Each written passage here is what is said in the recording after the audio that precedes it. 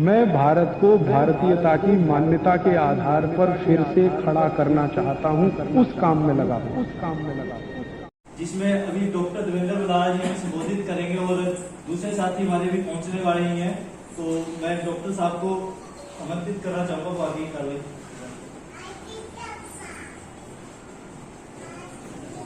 धन्यवाद। सभी क्रांतिकारी साथियों को नमस्ते।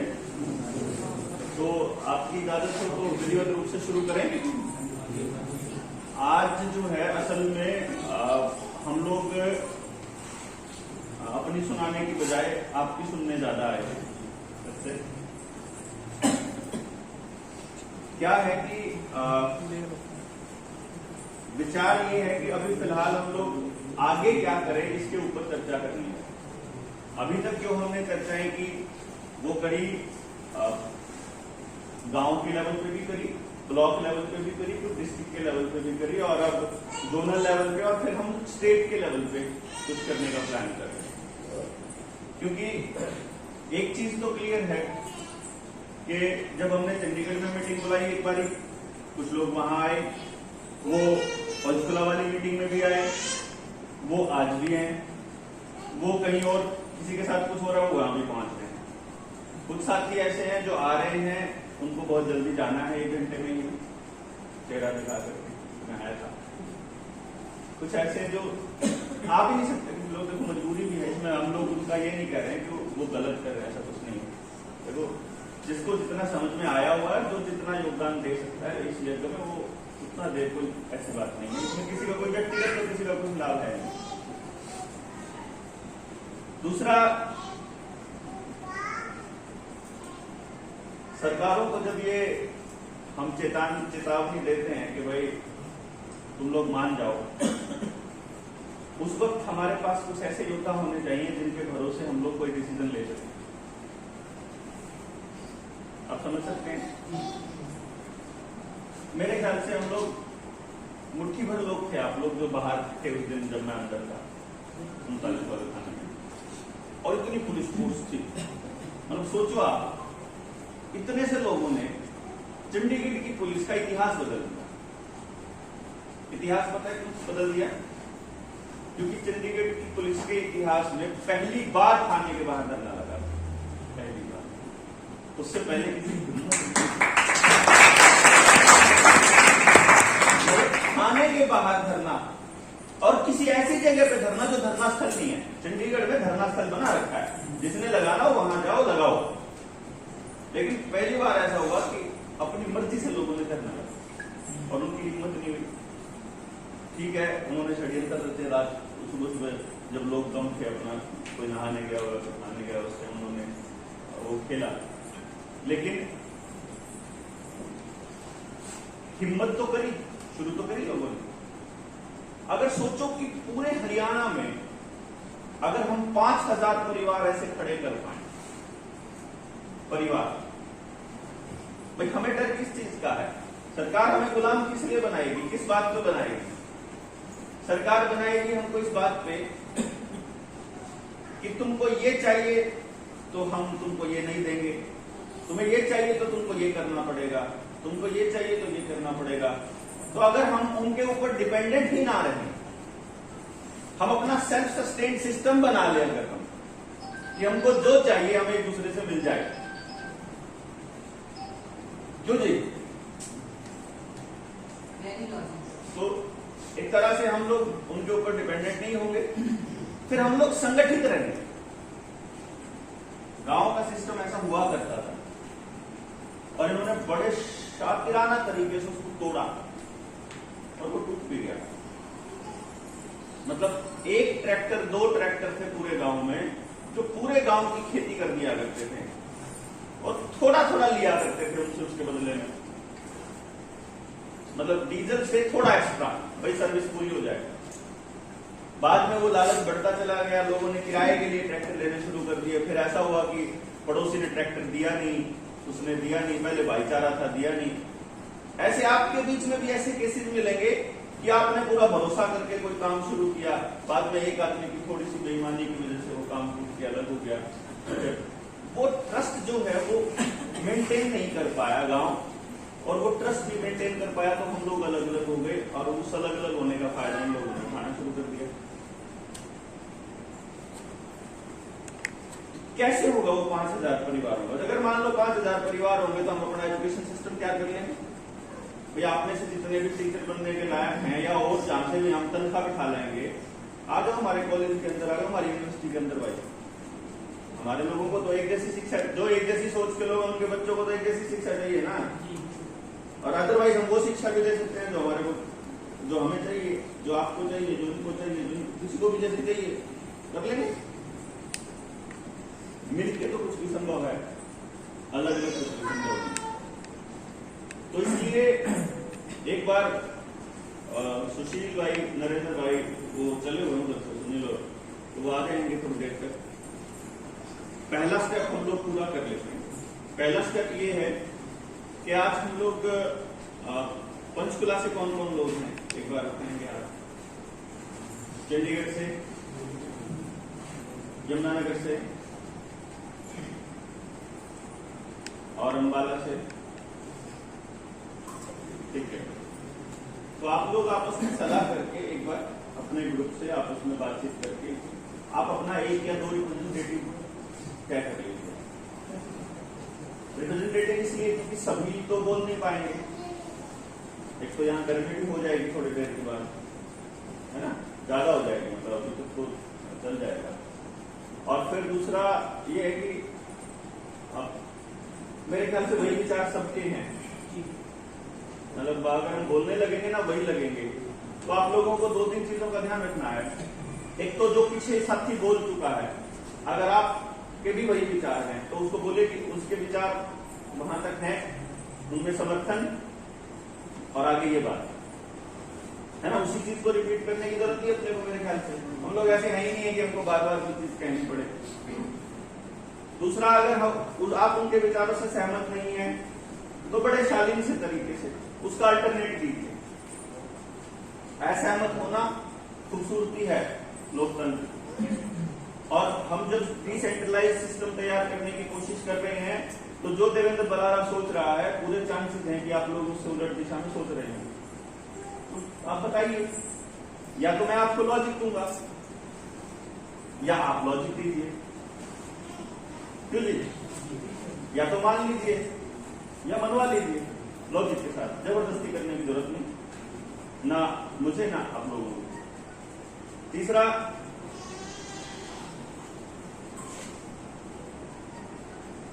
देखिए कई बार ऐसा होता है कि कुछ लोगों, अभी जब वो एजुकेशन वाली ट्रेनिंग किस किसने सुनी है अभी तक? नहीं सुनी है अभी तक आप लोगों ने? हमने कुछ एजुकेशन के पार्ट डालने शुरू करे हैं यूट्यूब के ऊपर। देखो आपको ऐसा लगेगा कि जैसे भाई अगर देवेंद्र बरारा बोल रहा है तो वही बोलेगा जो पहले बोला करता था। ऐसा नहीं होता है, बहुत सारी नई चीजें भी आती हैं। तो जब लगता है कि इतने लोग जो लोग पहली बार आएंगे उनको वही बातें बताई जाएंगी पहली बार वालों को सब। क्योंकि अब मान लो मास्टर जी है, पहली जो कक्षा आती है, पहली कक्षा में अगर उसको अल्फाबेट सिखाना है तो अल्फाबेट तो वैसे ही सिखाएगा ना, और सबको वही सिखाएगा, उसने चाहे 20 बार कह लिए हो। तो एजुकेशन का एक ट्रेनिंग पार्ट डालना शुरू किया है मेरा जो लीडर इंडिया चैनल है। उसकी खासियत क्या है कि वो आपको आपके आसपास के लोगों से मिलवाएगा। हम अभी तक कैसी व्यवस्था बना रहे हैं उसका एक्सप्लेनेशन, और आगे व्यवस्था कैसी चाहते हैं उसका एक्सप्लेनेशन। जैसे मैं आपको बताता हूं, एग्जाम्पल के लिए बता रहा हूं आपके यहां से मौजूद। जैसे अभी हमारा एक बच्चा जो है ये आवाज कर रहा है, फॉर एग्जाम्पल, जिसका ऑडिटरी लर्निंग स्ट्रांग होगा वो इरिटेट होगा इसकी आवाज से। उसको ये लगेगा कि इसको ना बच्चे को कुछ ना सुना। एक आधा पापा भी ऐसा मिलता है घर के अंदर, है ना। एक होता है जिसको कोई फर्क नहीं पड़ रहा है, ठीक है कोई बात नहीं यार, उसकी भी सुन रहे हैं, इसकी सुन रहे हैं, समझे आप? वो इरिटेट क्यों हो रहा है इसका रीजन अगर आपको पता चल जाए और वो क्यों नहीं हो रहा है उसका पता चल जाए तो बड़ा आसान हो जाता है जीना हमारे को। समझ रहे हैं आप बात? तो पर्टिकुलर चीज के बारे में कोई आदमी कैसे सोचता है, इस बात का पता अगर आपको चल जाए तो आसान होगा उसके साथ डील करना।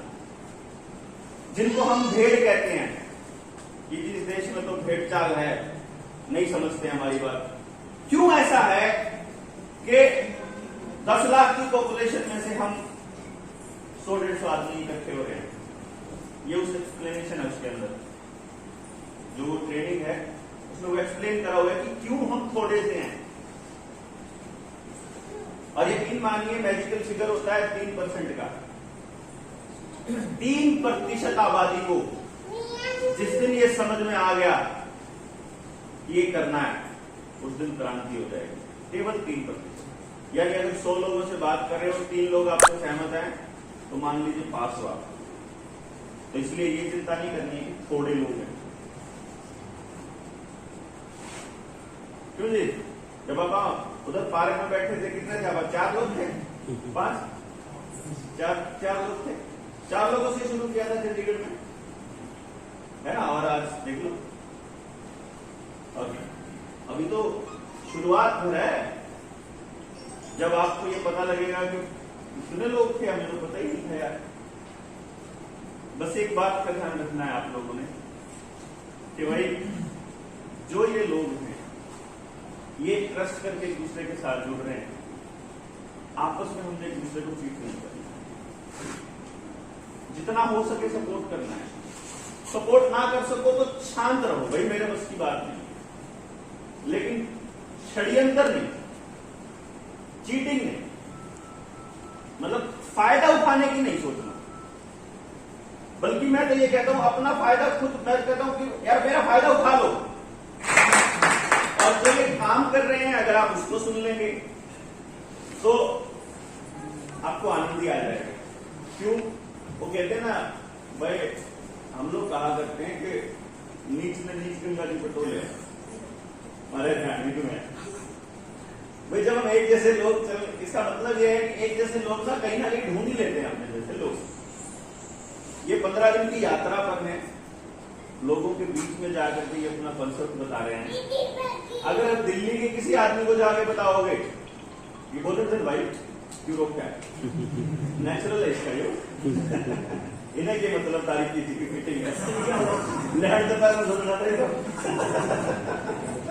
वो सब देखो अगले दिन आजाद रहे। तो इसी के लिए तो कर रहे हैं सारा कुछ। इसने रोक दोगे तो फिर फायदा गया हमारा यहाँ बैठने। क्यों जी? इन्हीं हो रहा है सारा। अब दिल्ली के किसी आदमी से अगर महेश मिलेगा ना, तो वो 1 मिनट से पहले महेश, अरे ये तो कमाल की चीज है, ये तो यहाँ 5000 की बिकेगी। महेश हाथ जोड़ता, भाई ये बेचने के लिए नहीं है, ये इंसानियत के लिए बता रहे हैं आपको। इन्होंने आंध्रा में हैदराबाद के आसपास 100-150 किलोमीटर के दायरे में एक हैबिटेट बनाया है, नेचुरल हैबिटेट तैयार कर रहे हैं कि अगर कल को लाइट चली जाए तो बिजली कैसे पैदा करोगे। अगर आपके पास ईंधन नहीं है, पेट्रोल डीजल नहीं है, तो गाड़ी कैसे चलाओगे, उस पर फिलहाल काम चल रहा है। अगर आपके खेत में पैदावार ज्यादा हो गई, फॉर एग्जाम्पल किसी टमाटर की हो गई या कोई और मतलब सब्जी है उसकी हो गई, तो आप उस पर्टिकुलर सब्जी को बेसिकली डिहाइड्रेट करके स्टोर कर सकते हो फॉर मंथ्स। तो आपके पास जब उत्पादन नहीं है तो उसका इस्तेमाल नेचुरल तरीके से, कोई उसके अंदर केमिकल मिलाए नहीं, बिल्कुल नेचुरल खेती पे ये कर रहे हैं।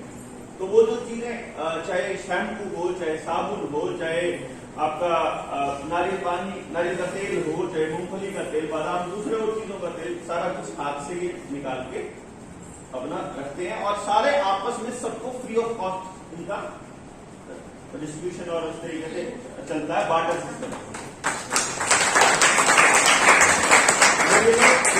तुम्हारे पास चावल है, तुम चावल दे दो, हम हमारे पास मूंगफली है, मूंगफली ले लो, हमारे पास ये नारियल है, तुम नारियल ले लो, हमको ये दे दो। तो ये उस पर ऑलरेडी प्रैक्टिकली काम करने जा रहे हैं। तो इस तरह से हमें आने वाले वक्त में अगर जरूरत पड़ती है तो हमारे पास ऐसे लोग भी हैं जो इस तरह से, तो फिर हम लोग अपनी वैल्यूज रख लेंगे। तो हमने तो डिसाइड किया था कि मैं महीना 1.5 महीना अपने बच्चों को भी भेजेंगे हम लोग, कि वहाँ देखिए और रहिए और सीखा हो बनाना कैसे बनाते हैं। पढ़ाई का काम भी खुद अपने हाथ से करते हैं, खेत में भी अपने हाथ से करते हैं, मतलब खुद का सर्वाइवल अपने हाथ से कैसे करना है उसको मेरे ख्याल से वक्त की जरूरत है, आने वाले टाइम में जरूरत पड़ेगी। तो मैं बाद में बोलूंगा, हम असली बात तो इस पर करेंगे। पहले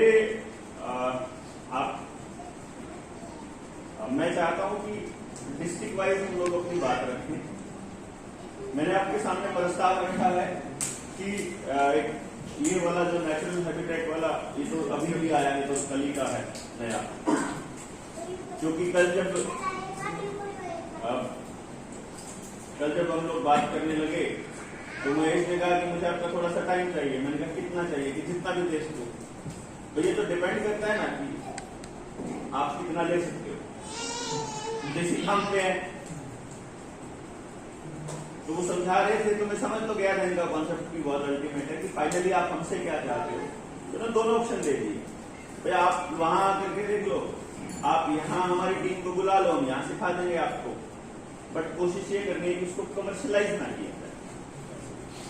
तो अगर कमर्शलाइज भी, अगर मान लो कमर्शलाइज भी किया जाए फॉर एग्जाम्पल, तो हम उसको ऐसे रखते हैं कि जो जिनको पैसे की भाषा समझ में आती है ना, तो फिर क्यों ना सेंट्रलाइज सिस्टम तैयार हो जाए कि जो हम 5000 परिवारों का कॉन्सेप्ट तैयार कर रहे हैं, उसके ऊपर 5000 परिवार इकट्ठा करके उनके बच्चों की पढ़ाई, उनकी लिखाई, उनकी सुरक्षा, इसका प्लान है अपना। कि मान लो आज अपने को सबसे ज्यादा टेंशन किस चीज की है कि यार तुम बलारा के साथ लग गए तो तुम्हारा धंधा और चौपट हो जाएगा, नौकरी हो जाती रहेगी, इसके चक्कर में ये तो अपना कोई इकट्ठा सब कुछ, तो इसका तो चल जाएगा, तुम्हारा कैसे चलेगा। और ऐसा होता भी आया है। जब भी किसी आंदोलन में, जब भी किसी बड़ी मूवमेंट में 2-4 चेहरे थोड़े बहुत चमक जाते हैं, तो उनके बच्चे भूखे नहीं मरते हैं, समझे ना, उनके तो सर्वाइव कर जाएंगे। वो जो नींव के पत्थर है, जो बेचारों का नाम कभी आया ही नहीं कहीं, जो कभी चमके नहीं, उनके बच्चे रुल जाते हैं ऐसे, और वो हमेशा से होता आया। तो ये चीज पे थोड़ा हमने फोकस किया कि यार, क्योंकि अन्ना के आंदोलन में भी हम लोग थे अरविंद के साथ, तो हमने देखे बाद में जब वो सीएम बन गया अरविंद, तो बाद में हमने देखा कि बहुत सारे परिवार ऐसे थे जिनके जो जिस आदमी ने 2011 से लेके और 15 में सरकार बनने तक 4 साल ना कोई काम किया, ना कुछ, केवल आम आदमी पार्टी और अरविंद केजरीवाल का नाम लिया। सरकार बनने के बाद उसको अपोजिशन पार्टी के किसी 5-4 लोगों ने, गुंडा तत्वों ने मार दिया और नाली में उसकी लाश पड़ी थी। वो सीन मुझे याद है। आप देखिए, पार्टी में कोई खबर नहीं थी ऊपर, किसी को कुछ पता नहीं था कि तुम्हारा एक कार्यकर्ता जिसने अपनी जिंदगी झोंक दी तुम्हारी पार्टी के लिए, वो मर गया, उसका परिवार भूखा मर रहा है, कोई टेंशन नहीं है ऊपर लीडरशिप को, क्योंकि उसे पता ही नहीं है कि वो मेरी पार्टी का लीडर था, मुझे सपोर्ट कर रहा था। क्यों जी? आप में से भी ऐसे लोग होंगे जिनके चेहरे कुछ के याद रह जाएंगे, जिनके नहीं रहेंगे। आप अगर कल को कहोगे, मान लो 10 साल बाद, कि भाई हम लोग वहां आए थे मंदिर में, मैं क्या तक करूँ यार, उनके लिए क्या करना चाहिए, उनकी चीजें याद नहीं रहती। उनके लिए भी सोचा था हमने कि 5000 लोग जिस दिन हम लोग इकट्ठे हो जाते हैं, तो हम लोग एक अपनी तरफ से रजिस्ट्रेशन चालू करें। Can we create a village for 5000 people? No, not a village basically. हम एक ऐसा फैमिली क्रिएट करें जैसे हमारी फैमिली है। मान लो मैं अपनी फैमिली की बात बताता हूँ। मेरी 3 बहनें हैं और एक भाई है। तो एक मम्मी और एक पापा है। आपके भी एक होंगे।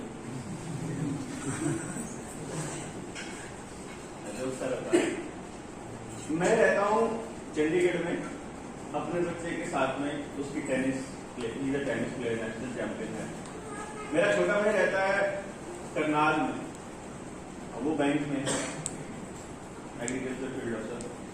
मेरे मदर फादर को, मेरे पापा को खेती बहुत पसंद है, तो वो गांव में रहते हैं।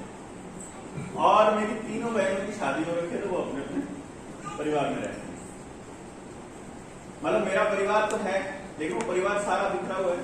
ऐसे ही परिवार है, उनको इकट्ठा रहने की जरूरत नहीं है। परिवार को परिवार की लिए परिवार वाली फीलिंग रहनी बड़ी जरूरी है।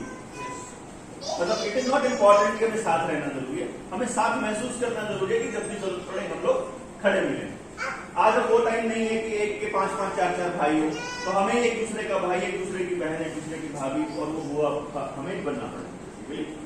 सबके एक यूनिट। तो 5000 परिवारों का यह था कि जो लोग जनता सरकार मोर्चा की स्टेट की मीटिंग में आते हैं, हम लोग एक परिवार सुनियोजित करते हैं कि ये एक परिवार है, इस परिवार की तरफ सरकार आंख उठा करके ना देखे, और ये परिवार अपने बच्चों की सुरक्षा का कम से कम इतना ख्याल रखेगा कि मान लीजिए इस लड़ाई को लड़ते हुए हमारे किसी आदमी का, किसी कोई बच्चे को नुकसान हो गया, मुझे हो गया, किसी और को साथी को हो गया, और उसके घर में ये लगा कि कमाने वाला यही था, तो पूरा परिवार 5000 लोग 1-1 रुपया रोज उसके परिवार को पहुंचाएंगे। 5000 रुपया हो गया रोज का।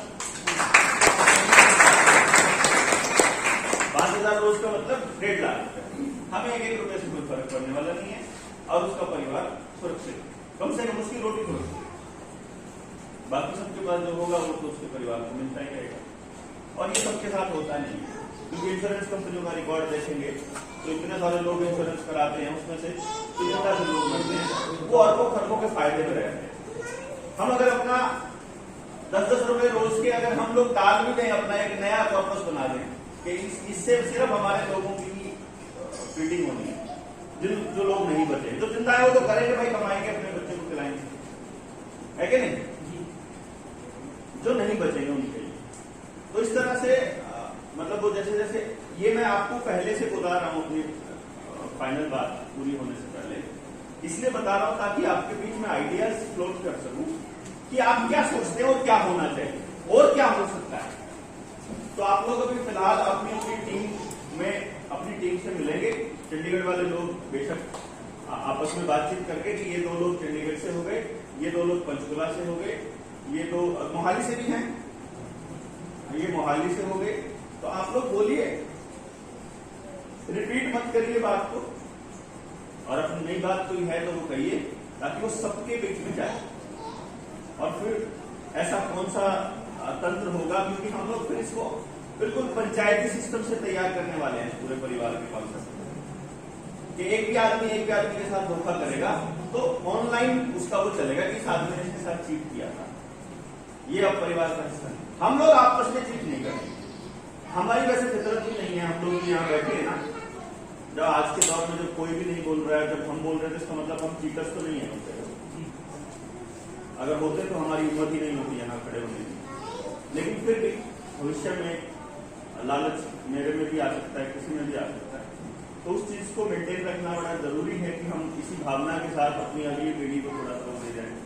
तो इस पे आप लोग सोचेंगे पहले, और हम लोग खुद बोलने की बजाय पहले आपसे सुनेंगे कि आपके दिमाग में कोई आइडिया है, कुछ है, आप प्लान कीजिए अपने उसके साथ में, और फिर खड़े होने का, भाई ये 3 लोग बोलेंगे, ये 2 लोग बोलेंगे, आप बोलिएगा, ठीक है जी? क्लियर है ना जी? तो आप लोग डिसाइड कर लीजिए और शुरू कर सकते हैं। आप लोग यमुनानगर क्या कहीं से शुरू करें? मेरा नाम गौरव कुमार है, मैं जिला यमुनानगर गाँव पंदाड़ी से आया हूँ।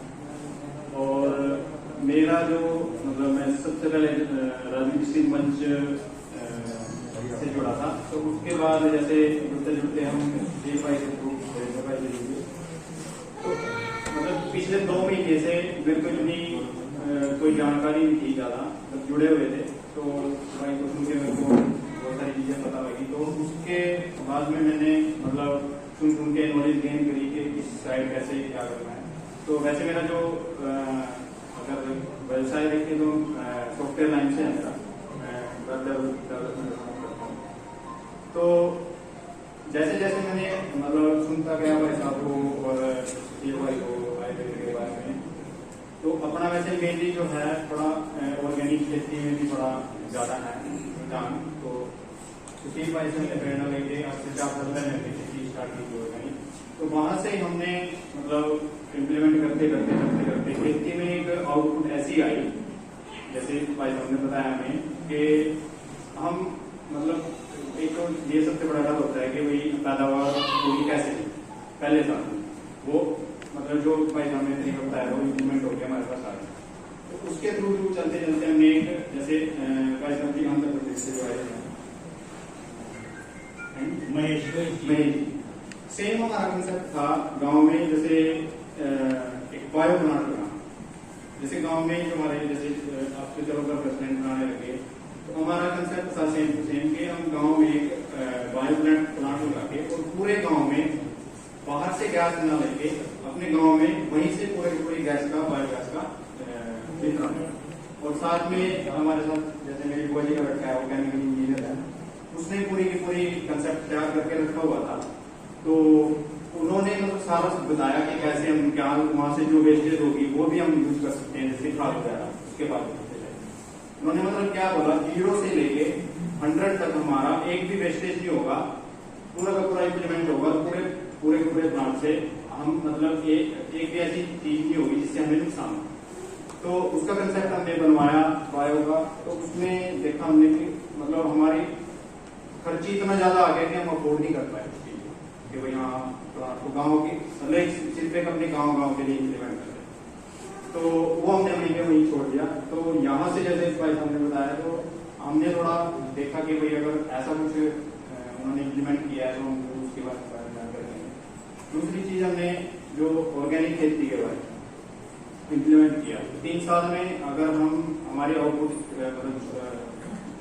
तो हमारी आउटपुट ऐसी है, हम मतलब अपने खेत में एक भी किसी भी कीटनाशक का सप्लाई करने की जरूरत नहीं होती, मतलब आते ही नहीं, ऐसा सिस्टम हो गया। तो उसके साथ हम अपने गांव को मतलब इतना तो जोड़ नहीं पाए, लेकिन 2-3 घर ऐसे हैं जो परमानेंट पर्सनल आवाज जुड़ चुके हैं, पूरी तरह से जुड़ चुके हैं और ऑर्गेनिक में इम्प्लीमेंट कर रहे हैं। आज अगर आप देखोगे हमारे घर, अगर अपने पर्सनली बात करो, 2 गायें हैं देसी, ठीक है, और 5 साल से हम लोग मतलब घर में आपको हमारे एक सिद्धत की गोली नहीं मिल रही अपने गाँव में। तो हमने ये चीज 2-3 घर में इम्प्लीमेंट करा रखा है अपने गाँव में। तो अगर गाँव विलेज टू विलेज हमने कैंपेन चलाया था सुनील भाई के साथ, तो बीच में तो थोड़ा समय तो हमारा मेन मोटिव है कि अगर हम खेती की और जैसे बायो प्लांट है जो अगर जैसे हम मेन क्या होता है, एक जगह की भी दिक्कत होती है हमारे गाँव में। हमारा कंसेप्ट ये था कि हम उसको लीज पे लेके जितने भी 100 साल की देगी, पंचायत ऐसे भी देगी, और हम उसको इम्प्लीमेंट करें। तो आज के जैसे बताया तो उनकी अगर हमारे गोली भी जाती है और बिल्कुल वही है, नो प्रॉफिट नो लॉस को इम्प्लीमेंट करेंगे।